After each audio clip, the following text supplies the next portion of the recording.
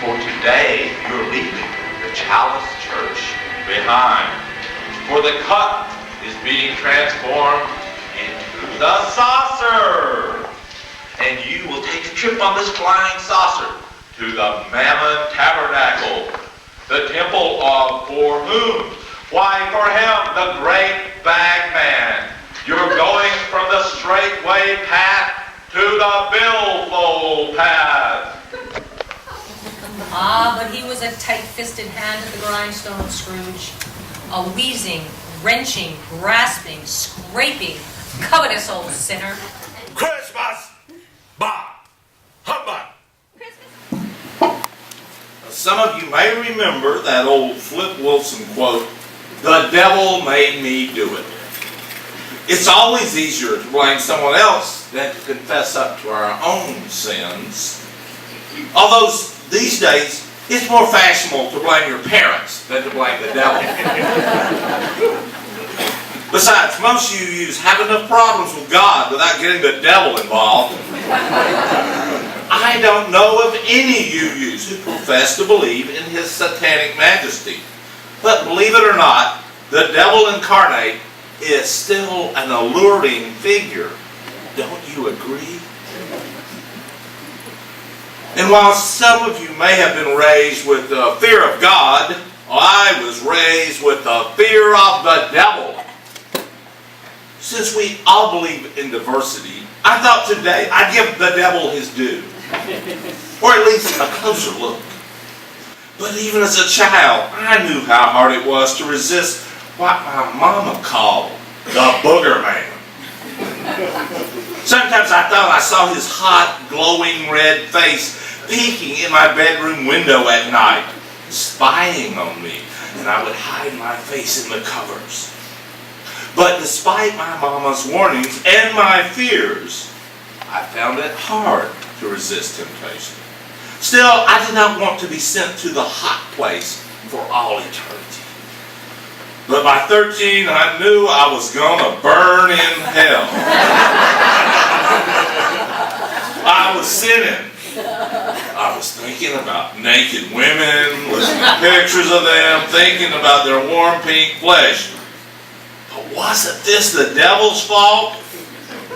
I was fired up by puberty, so I was prey to the prince of darkness. They don't call him Old Horny for nothing.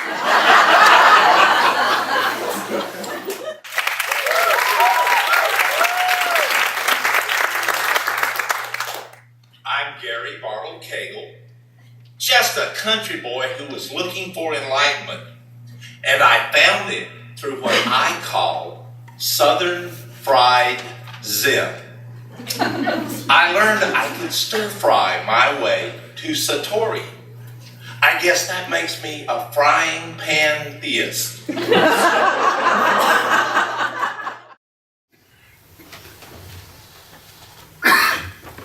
A lady entered a jeweler's and said, "You sold my husband a diamond ring yesterday, but it's the wrong size." "No problem, madam. We can adjust the finger size easily." "Oh, you don't understand. You sold him a 5-carat diamond, and I take a 10-carat diamond."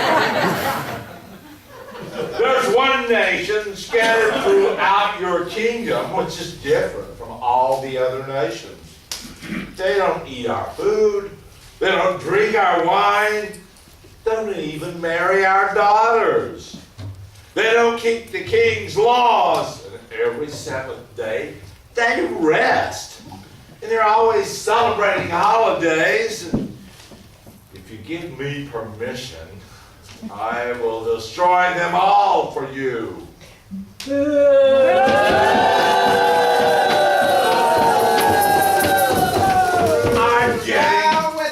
I'm getting very tired of all this booing.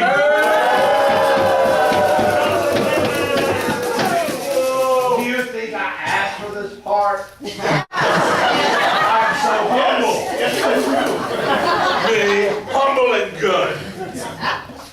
But our narrator said I was the first person she thought of. Casting. Well, you got it, you got it.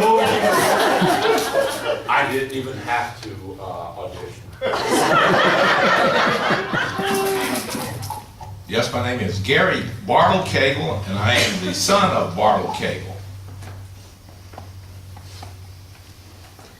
Anyone know why Zen Buddhists don't vacuum in corners?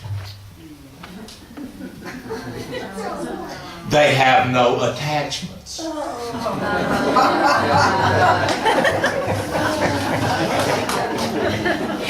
You may have heard this one. What did the Zen Buddhist say to the hot dog vendor? Make me one with all, something like that. Make me one with everything.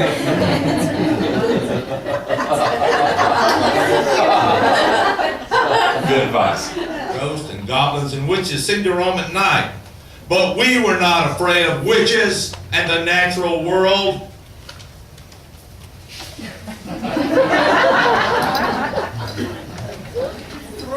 Welcome to our Madrigal dinner, Renaissance feast, and 12th night celebration. Of course, as you know, it's only the 9th day of Old Christmas in the Julian calendar, so hope you will be ready to celebrate all 12 days of Christmas. We're taking you back 400 years tonight. I'm Gary Cagle, your merry jester, holy fool, and lord of misrule. The Renaissance. It was a European cultural movement that spanned the 14th to 17th centuries. It influenced philosophy, art, politics, science, and religion. This is not to be confused with the Middle Ages, when a few lorded it over everyone else, and if you had a job, you were bound to your master, where all the money was held by the top 1%. The Middle Ages was a time of barbarous wars, destruction of the environment. No, thankfully, we have left those bad old days behind. So, why did Robin Hood rob only the rich? Why? Why? The poor had no money. So, why did the king go to the dentist? Why? To get his teeth crowned.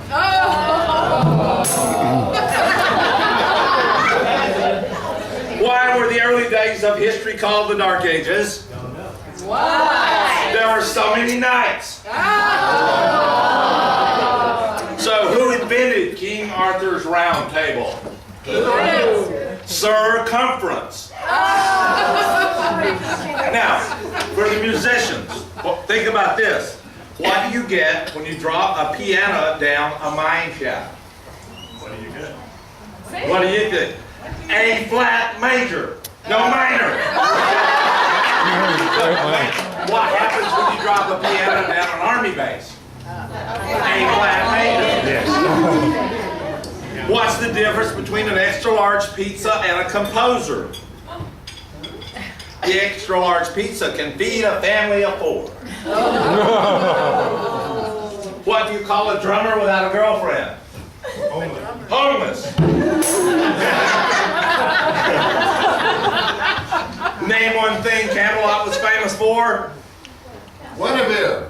It's nightlife. And what Chalice musician is like royalty? All of them. Tim McKnight. I give you the greatest showman on earth, the colossal, the stupendous P.T. Barnum!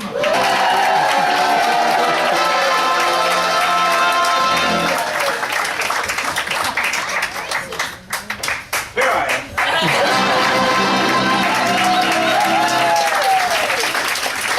Welcome to Phineas T. Barnum's Grand Traveling Museum, Menagerie, Caravan, and Hippodrome. I'm here to bring fun to you all and a cure for what ails you. Barnum is my name, and humbug is my game. Now, at the age of 60, he has begun another foolish venture. There's a whole big country out there to dazzle and amaze. I'm going to put my big show on wheels. I have just received a proposition to put together an enormous circus. It will be so big it will have to travel by railroad. I'm calling it P.T. Barnum's Museum, Menagerie, and Circus. Barnum's circus is to be condemned for its degenerative tendencies, and especially for its influence on young, innocent children. Come, children, come. This is just awful. As usual, these fundamentalists would stifle the natural law.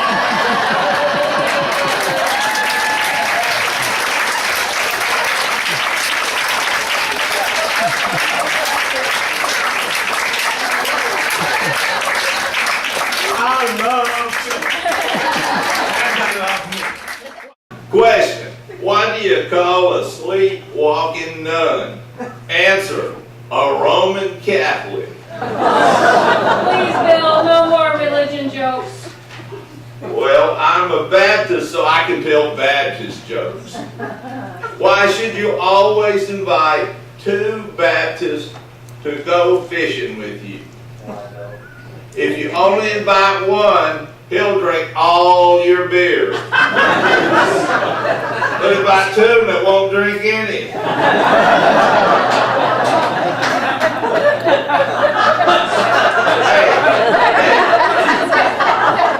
Do you know why the Southern Baptists are boycotting the Flintstones?